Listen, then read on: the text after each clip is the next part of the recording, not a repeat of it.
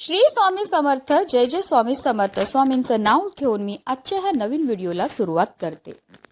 कोणत्याही कार्याची सुरुवात प्रथम गणपती स्मरण पूजनेने केली जाते. जे कार्य हाती घेतले आहे ते निर्विघ्नपणे पार पडावे. अडथळे, संकटे, समस्या, अडचणी दूर होऊन कार्यसिद्धी यशस्वी व्हावी यासाठी गणपतीचे आवाहन केले जाते.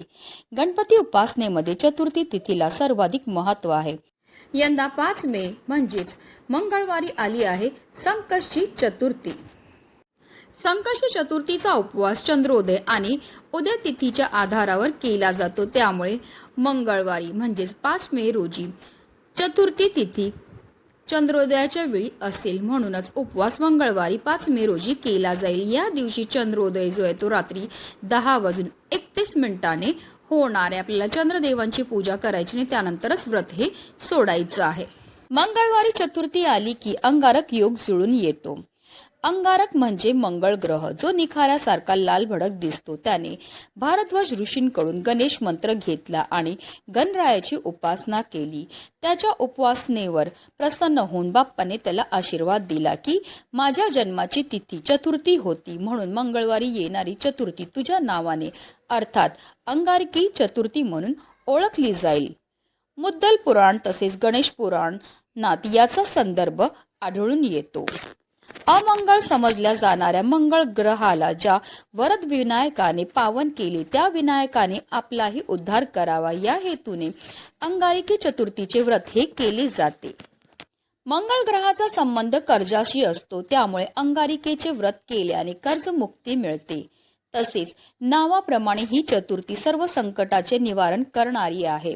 ज्यांच्या कुंडलीत मंगळ दोष आहे त्यांनी या व्रतामुळे शांती मिळते. या दिवशी व्रत करणाऱ्या भक्तांच्या सर्व मनोकामना पूर्ण होतात. या एका चतुर्थीचे व्रत केल्याने 21 संकष्टी चतुर्थीचे पुण्य मिळते. धार्मिक दृष्ट्या हा दिवस अतिशय महत्त्वाचा असल्यामुळे या दिवशी काही प्रभावी उपायांनी सेवा देखील केल्या जातात. आणि म्हणूनच अंगारकी संकष्टी चतुर्थीच्या दिवशी तुम्ही व्रत नाही केलं तरीही चालेल, पण प्रत्येकाने आपल्या मुलांच्या उज्ज्वल भविष्यासाठी इथे लावा असा एक दिवा. हा दिवा लावल्यामुळे आपल्या मुलांच्या आयुष्यामध्ये असणारे सर्व दोष, विघ्न, संकट, अडचणी तर दूर होणारच आहेत, पण त्यांची प्रत्येक क्षेत्रामध्ये भरभरून अशी प्रगती होणार आहे. तर हा दिवा आपल्याला कुठे लावायचा आहे, कोणत्या वेळेत लावायचा आहे, त्याबद्दल सविस्तर आणि महत्त्वाची अशी माहिती मी तुम्हाला या व्हिडिओमध्ये देणार आहे. तर व्हिडिओ पूर्ण पहा आणि जर चॅनलवर नवीन असतील तर चॅनलला सबस्क्राईब करा आणि शेजारी बेल आयकन सुद्धा प्रेस करा, जेणेकरून तुम्हाला माझ्या नवनवीन व्हिडिओचं नोटिफिकेशन मिळत राहील आणि तुम्ही एक पण व्हिडिओ मिस करणार आणि कमेंटमध्ये ओम गणपती नमः लिहायला अजिबात विसरू नका.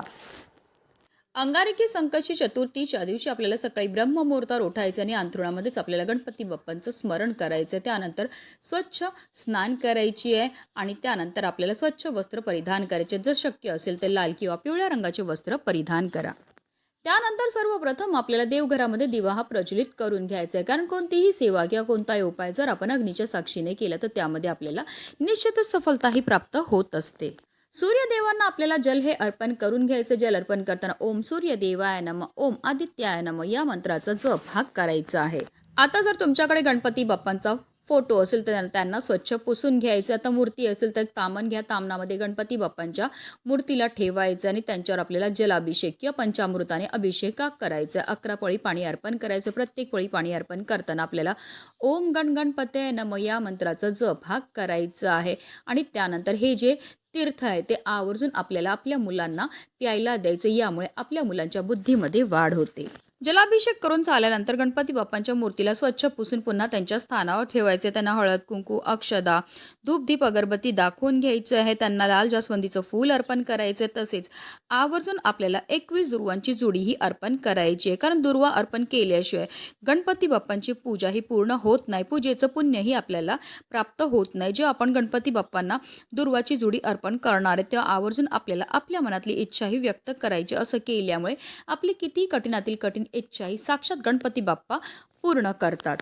त्यानंतर आवर्जून आपल्याला गणपती बाप्पांना 21 मोदकाचा नैवेद्य हा दाखवायचा. नैवेद्यामध्ये मोदक बनवणं शक्य नसेल तर गुळ खोबऱ्याचा नैवेद्य दाखवला तरीही चालणार आहे. तसेच या दिवशी आवर्जून आपल्या मुलांकडनं सुद्धा आपल्याला काही सेवा ह्या करून घ्यायच्या आहेत.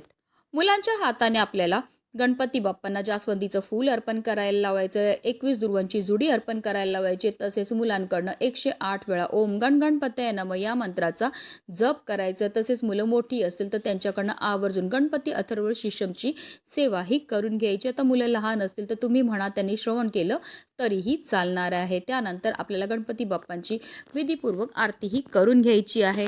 त्यानंतर आपल्याला हात जोडून मनोभावे गणपती बाप्पांना प्रार्थना करायची. आपल्याकडनं झालेल्या कळत नकळत चुकांची क्षमायाचनाही करून घ्यायची आहे. संकष्टी चतुर्थीचा उपवास रात्री चंद्रदर्शन करून सोडला जातो. आपल्याला चंद्रदेवांची पूजा करायची, त्यांना जल अर्पण करायचं आणि त्यानंतरच आपल्याला व्रत हे सोडायचं आहे. अशा रीतीने आपल्याला पूजाही करून घ्यायची आहे. आता हा उपाय आपल्याला कधी करायचा, तर हा उपाय आपल्याला अंगारकी संकष्टी चतुर्थीच्या दिवशी संध्याकाळी करायचा. संध्याकाळी तुम्ही अगदी 6 वाजल्यापासून रात्री 9:30 वाजेपर्यंत करू शकतात. हा उपाय तुम्ही अगदी लहानातल्या लहान मुलामुलीपासून मोठ्यात मोठ्या मुलामुली प्रत्येकाकरता करू शकतात. हा उपाय सुरू करायच्या अगोदर सर्वप्रथम आपल्याला देवघरामध्ये दिवा हा प्रज्वलित करून घ्यायचा आहे. कारण कोणतीही सेवा किंवा कोणताही उपाय जर आपण अग्नीच्या साक्षीने केलं तर त्यामध्ये आपल्याला निश्चितच सफलताही प्राप्त होत असते. हा उपाय करण्याकरता आपल्याला एक मातीची पंतीही घ्यायची आहे. कारण मातीच्या पंतीमध्ये सकारात्मक अशा लहरी असतात. मातीची पंती ही पंचतत्वापासून बनलेली असते. आता या दिव्यामध्ये आपल्याला 2 वातीची 1 वात करून लांब वात ही टाकायची. तसेच या दिव्यामध्ये आवर्जून आपल्याला मोहरीचं तेलच टाकायचं आहे. पण आता काही कारणास्तव तुमच्याकडे मोहरीचं तेल नसेल तर रोजच्या देवपूजेमध्ये जे तेल तुम्ही वापरतात ते तेल टाका आणि त्यामध्ये चिमूटभर तुम्ही पिवळी किंवा काळी मोहरीही टाकू शकता.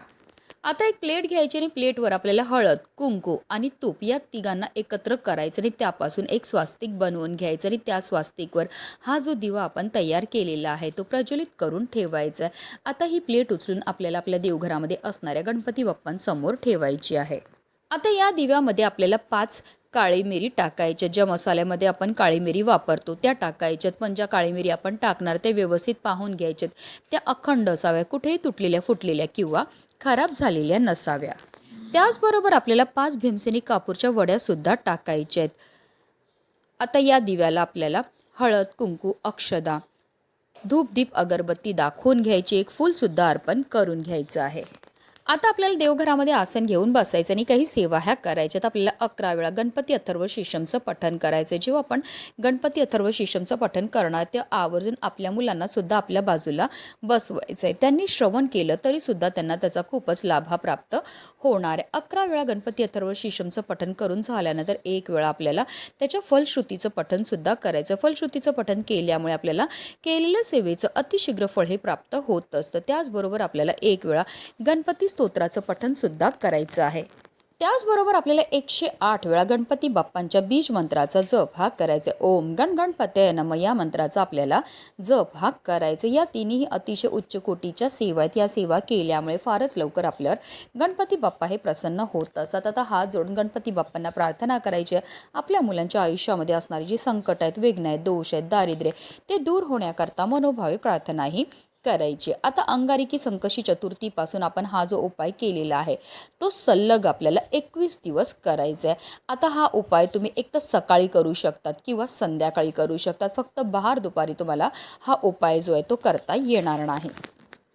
आता जर तुम्ही हा उपाय सकाळी करणार असतील तर दररोज तुम्हाला सकाळीच हा उपाय जो आहे तो करायचा आहे. आता तुम्ही संध्याकाळी हा उपाय करणार असतील तर दररोज तुम्हाला संध्याकाळीच हा उपाय जो आहे करायचा आहे. आता तुम्ही मातीची पंती तीच वापरू शकतात, पण ह्या दिव्यामध्ये ज्या वाती आहेत त्या आपल्याला दररोज नवीन लावायच्यात.